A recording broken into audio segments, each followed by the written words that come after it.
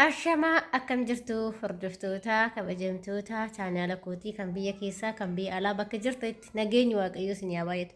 Akkam jirtu ani obboleettiin keessan nagaa guutuun qabaa galata waaqayyoo isinis baga nagaa taatan baga jiraattan isin jecha. Egaa ka obboloota koo amma waqtiin kun baay'ee qorra. Kafana qorraa sirriitti uffadhaa. Agartanii amma mushurruma fakkaadhee ta'a agartanii jaakeetti kana kan uffadhee qorra jechuudha. Inna isa uffadhee ta'a jira jechuudha. Inna akkasuma kaamoo warroonni chaanaala kiyyaa faaraa taatanii sabskraayibii gochuudhaan maamila keenya ta'a warri ta'aa jirtan immoo hedduu galatoomaa ulfaadhaa.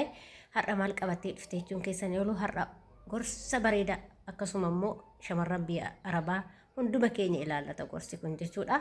Akkasuma dhaamsa kana immoo sammuutti akka qabattan abdii guddaan qabasin jedha. Kana immoo beekuun keessan dirqama ijoolleen keessattuu biyya ormaa jirtanii jechuudha kan akka kootee. Egaa ka obboloota koo hanga dhumaatti viidiyoo kana dhaggeeffadhaa. Isin fayyada dhugaa ka rabbii isin fayyada. Maaliif namni tokko gaafa waa isin gorsu ati hagam beektaa osoo hin taane walirraa waa baranna. Anis sirraa hin baradha atis narraa baratta. Walirraa yoo baranne malee faayidaa tokkoyyuu argachaa hin jiru miidhaa malee jechuudha. Garuu gaafa jecha walii dhageenye immoo waan baay'ee walirraa hubachaa deemnaa. Gaafa viidiyoota namaa ijoollee gorsa kennanii akkasii kanaaf taane walirraa waa barachaa deemna jechuudha. Maal isin jechuu barbaadatanii har'a keessattuu ijoollee shamarran biyya alaa jirru kuni waan baay'eedhaan miidhamaa jira. Waan baay'eedhaan miidhamna. Tokkoffaa nuti gara laafooyyiidha. Hundi keenya gara laafooyyiidha. Baay'ee jechuudha ijoollee. Baay'ee ofirraa namaaf irra taana. Nama osoo gargaarree irra baay'ee gara laafooyyiidha nuti. Lammaffaan immoo wanti duubatti nu hambisu beektanii inni lammaffaa wanti duubatti nu hambisu tokkoffaan gara laafummaan duubatti nama hambisti.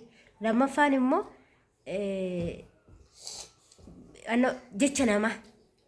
jecha namaa agartanii jecha namaa kan qabattu yoo ta'e duubatti si hambisa jechi namaa jechuudha. Sadaffaan immoo abdii kutachuu yookiin karoora malee deemuu agarte abdii kutachuu ani eegas akkasin ta'uu ani iddoo san hin gahuu jettee abdii kutachuudha. Mee waan kana sadee irraa xiqqoo ishee dubbadha. Innis maalidha? Inni tokkoffaan amma isiniin jedhe sani xayyib. Inni tokkoffaan isiniin jedhe sun maalidha seetanii? Gara laafummaa yoo isiniin jedhu nuti namootaaf baay'ee garaa laafna. Nama keessattuyyuu abbaa fe'isaa ta'uu nama qarshii nu gaafateef garaa laafna. Maatii keenya jenna yeroo hundaa garaa laafna. Obboleessa keenya jenna garaa laafna hin ergina. Akaakayyuu keenya eessuma keenya adaadaa keenya obboleessa kiyyaati obboleessa adaadaa tiyyaati mucaa adaadaa tiyyaati waan akkasii jennee raa'anne garaa laafna jechuudha. Hunduma isaaniitiif garaa laafna. Bakka nuti maaliif erga garaa laafteen booda hoo kana hunda gaafa jettu akka waan godhannetti beeki.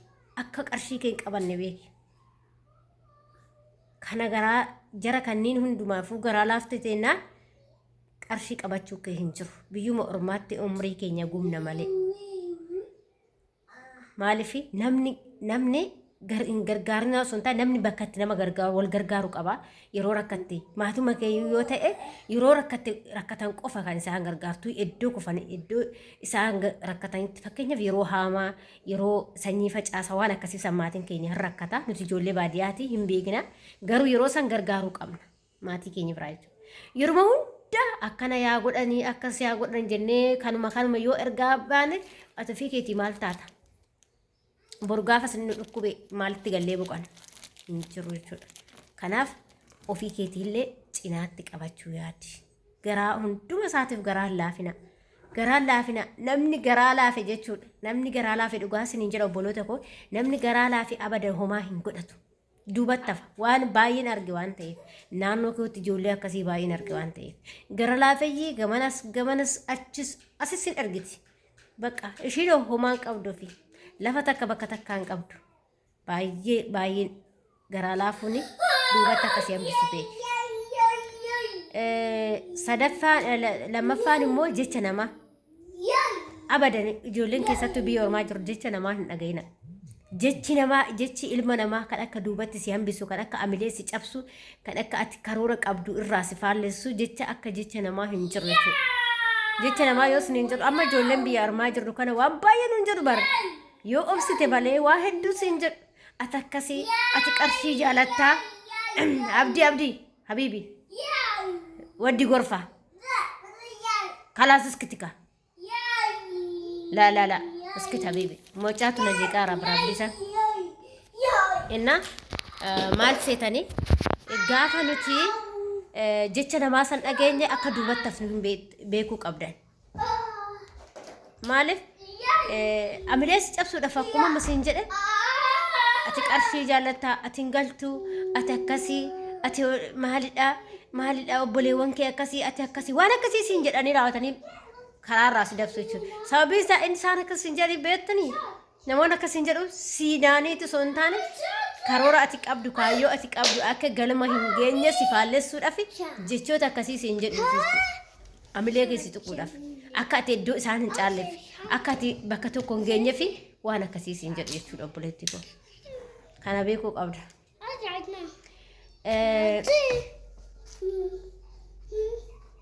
Dirqama kana waan kana yoo beekte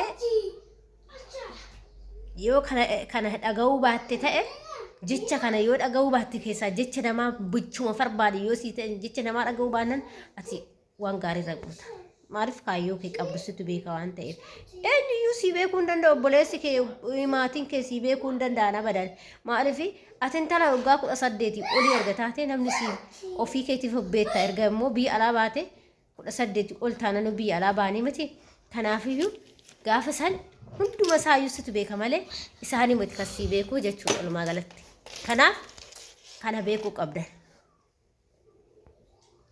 jecha namaa dhagayna abadan jechi namaa akka nama jecha namaa duubatti si hambisu hin jiru jechuudha kanaaf ati kaayyoo kee qabdu qofa tattaafadhu jecha namaa hin dhagayin abadan eessumattuu jechuudha waan baay'ee agarre waan ta'eef jecha namaa osoo kan dhageenyu ta'eeti qaata duubatti hamnaa qaata bakka hin beekoon ofii keenyayyuu qaata bakka akka dhadhee isaaniif yookiin dhoqqee hattu waan akkasii barbaadu namoonni akkasiin jedhasun jechuudha yookiin itti gadarii galtee akka amma asitti gadarii galle kanatti akka isaaniif tajaajiltu si barbaadu malee akka ati kaatee iddoo guddaa geessu waan guddaa geessu si hawwu hin jiru jechuudha kanaaf jecha namaa dhagayin kan kee qofa abbaan fedhe waan fedhe yoo siin jedheyyuu osuma isaan akkasiin jedhan wati immoo duubaa dhufte isaan caalta jechuudha bakka oduma isaan akkatti guggubatanii jechuudha kanaaf jecha namaa dhageenaa siin jechuu barbaada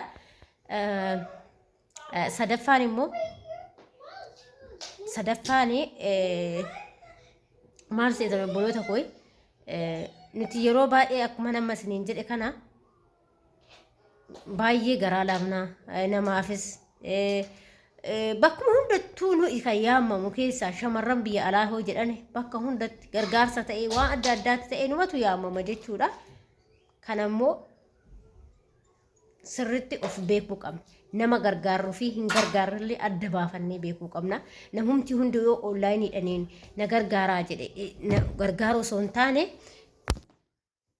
abdiisaa nu fixaa jirti abdiisaa wallaahi abdii abii waddi gorfa wallaahi abii waddi gorfa mucaa ta'uu mati bara dhugaa waaqayyoo jechuudha la rabbi naarka ababalleessa bar yoonu naasaa jedheeyyuu baay'ee naarka aballeessa haasaa kiyyaayyuu jechuudha na kanaaf nama gargaaruuf hin gargaarre addaan baafachuu qabna siniin jechuu barbaada nuti maaliif of jijjiiruudhaaf waan ta'eef kanaaf obboloota koo adaraa keessan of eeggannoo cimaa godha adaraa keessattuu ijoollee shamarran adaraa keessan isin jedha inni sadaffaanii yeroo biraa ta'e itti isinii xumura isa sadaffaa dirqama isin jechuudha kan beekuu qabdan wanta baataniif beekuu qabdu karoora keessan beekuu qabdu kaayyoo keessan beekuu qabdu malee jecha nabaata hin deemina abadan hundumaafis garaa laafinaa buleettii koo duubatti hafta waan ta'eef hundaaf garaa laafte taanan akka duubatti haftu beeke obboleettii koo ilmi namaa waan baay'ee namaan jedha garuu ati jecha hunduma isaa danda'e maaliif gaafa jecha namaa dandeessee gaafa immoo obsite waan guddaatti bahuu dandeesse jechuudha. Kana beekuu qabdan dhugaa waaqa isin jedha obboloota koo waanuma deemaa jirru waan agarreef jechuudha. Kanaaf har'a gorsi kiyya isuma kanaadha. Yoo kan isinitti mijatu ta'e laayikii godhaati, koomentii godhaayi. Akkasuma immoo yoo gaafis qabaattan, qeeqayyuu qabaattan waan barbaadan yoo ta'eyyuu gaafachuu hin dandeessanii nu gaafachuu hin dagatinaa isiniin jedha. Wanta beenu wal barsiifna hanga viidiyoo biraatti walitti deebinutti immoo viidiyoo makanaan turtii gaarii isiniin jedha obboloota kooyi. Warroonni immoo mana kiyyaaf haarawaa taatan sabskiraabii gochuudhaan maamila keenya ta'a wanta sirriitti darbuun hordofaa isiniin jedha. Osoo har'an taane mana kana maamila godhachuu osoo har'an taane boru barumsa guddaa irraa argattu jedheeti yaada. Har'a kushiina arabaa kana keessa osoo jirru osoo hin taane gaafa galletti barumsa guddaa irraa argattu jedheetiin abdii guddaan qaba. Kanaaf immoo sabskiraabii godhaatii nu hordofaa isiniin jedha. Isiniin jaaladhaa, isiniin kabajaa. Baay'ee hanga viidiyoo biraa walitti deebinutti.